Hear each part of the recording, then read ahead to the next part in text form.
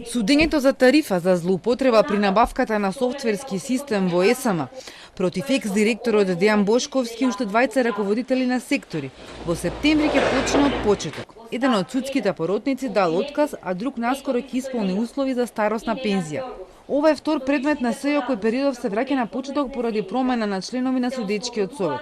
Како што предходно објави Телма, и предметот за Титаник 2 треба во септември да се врати на стартна позиција затоа што поротник си дал отказ 7 месеци пред да застари делото за екс-директорот на УВК Сашо Мијалков.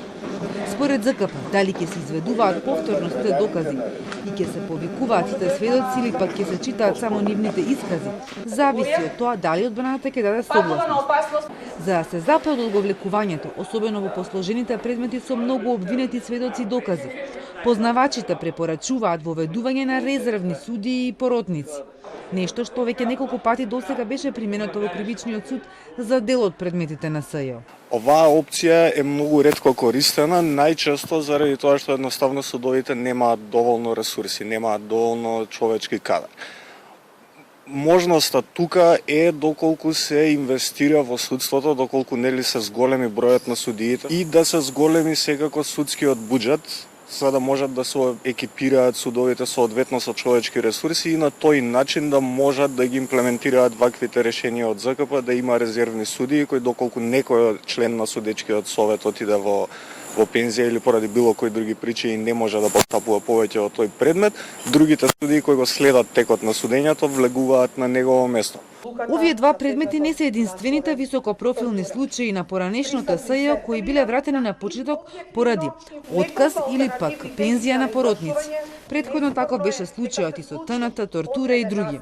Од тогаш се заговараат законски измени со кои заменувањето на поротниците или судиите нема да значи задолжителен старт на судењето од почеток. Од коалицијата за ова предупредуваат.